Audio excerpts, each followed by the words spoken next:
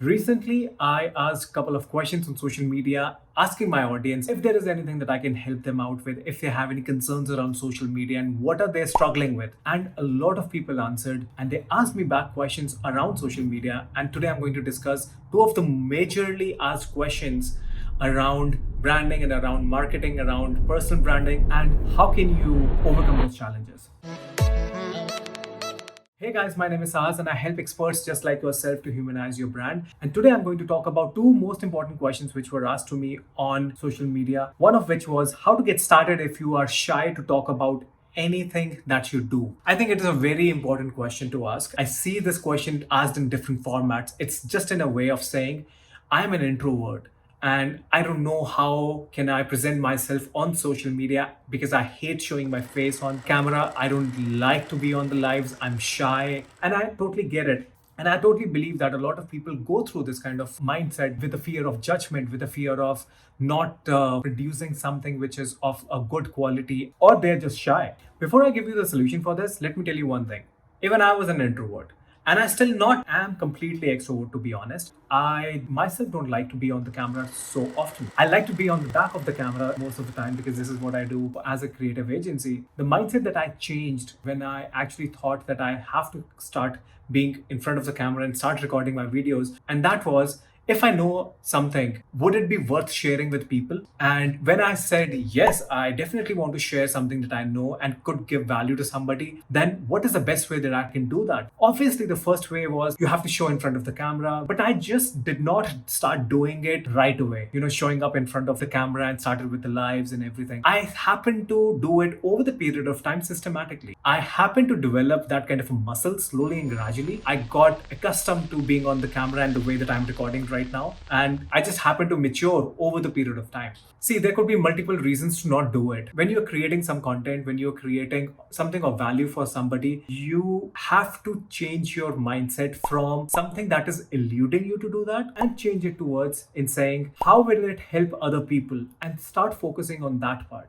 The thing is, it's always risky. It takes a little bit of time, but there are other ways as well. You don't have to show always your face. You could just speak with the voice. You can just have a podcast around things that you talk about, things that you want to share with the people. Always understand there are different platforms have different audiences. And sometimes there could be an overlap, but don't rely on the overlap because whatever you're making should be contextual to the audience that you are trying to serve. So the audio that you're recording for podcast can be utilized into other platforms also. Shopify, Anchor.fm, or for Apple Podcasts, whichever platform that you're using for your podcast, the material that you have created for one platform can be repurposed for another platform. Let's say if you recorded an audio for a podcast, which is an audio only podcast, the same audio can be used with a graphic on Instagram. You don't have to put the whole podcast. You can just cut the relevant clip of 1 minute and post it on Instagram.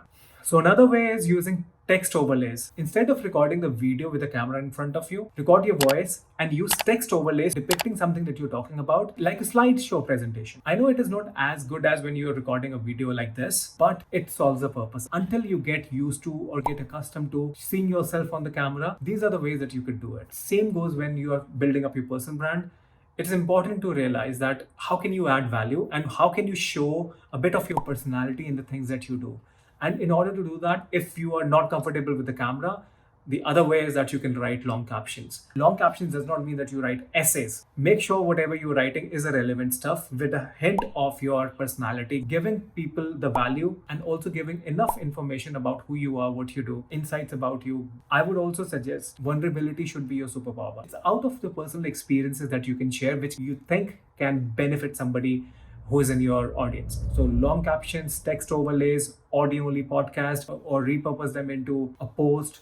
I personally do this a video. It's just like a practice and I have to build over this practice. And I would ask you to start doing this because it's a practice. You cannot be perfect. I don't want to be perfect. I just want to be better at what I was before. I'm here on a long haul and this is what I tell to myself, and this is what I also want to tell you. Whenever you are diving into creating content, think long term, think about what or where you're going to be 10 years from now and what it will take for you to build or create in order to be there in that timeline. So slowly and gradually get into a habit of showing up on a story once in a while on Instagram. Record a video of you and just put it out there. and start getting used to, accustomed to it, and stop looking for people's opinion and judgment, because they're always going to get you down.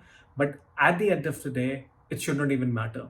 If you immune yourself with the good as well as the bad comments, you will just focus on the work that you want to do. I don't focus not just on the bad part, I don't even focus on the good comments that I receive.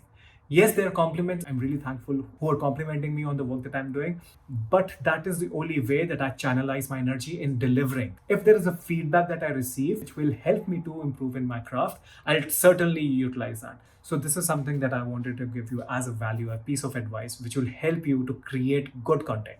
Before I talk about next question, if you're liking what I'm talking about, please do subscribe to my channel and share it with your friends. And give me a thumbs up. It will help me boost this video to other people who are craving to learn and get educated and get further ahead in their lives. And I want to reach to as many as people as I could. So it will also help me with the YouTube algorithm. Please do hit the like button. Thank you for doing that. Okay, the next question. How can you successfully engage your viewers? I think it is a fantastic question. And engagement is a really important metrics when it comes to social media, it comes to YouTube and everything. But in order to create engaging content, you have to ask yourself, what is the problem that you're solving? Who are your viewers? Who are you making this for? And will this video help them achieve their goal? Will this video create that kind of a solution for them? So always go one step back and understand what problem are you solving, and create content around that problem so that you can provide that solution. Your video should have multiple elements. It should have entertainment, it should have emotion, it should be mostly driven by value. At the end of the day, they should have some sense of understanding, oh, I really felt good after watching this video. So this is the value that you want to create, and never ever discount on giving a value to someone. So entertainment, engagement, emotion, all of these things do help you to make crazy video.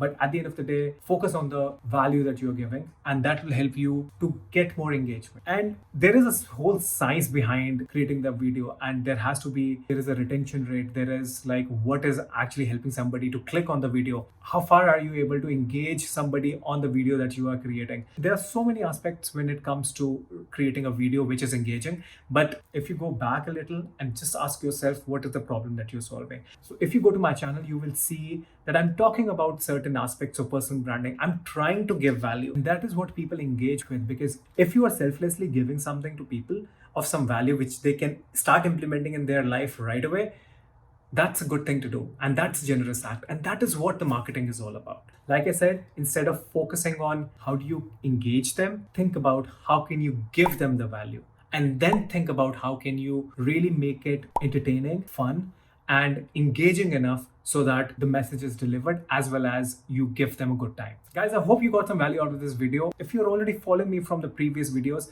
you would know my intention is to give you or educate you with the right knowledge so that you can make better marketing and branding decisions. If you have any questions related to marketing and branding, put down your questions on the comment section below. I will make video on that as well. So if you got any value today, please do subscribe to my channel and press the bell icon for the latest updates. And I also insist to share it with your friends, whoever you think can get value from whatever I'm sharing. If you want to connect with me, please do connect with me on Instagram, Facebook, LinkedIn, and Twitter. And also you can connect with me on my website, which is www.sastrupta.com. Stay tuned for the next video in the series. Till then, take care.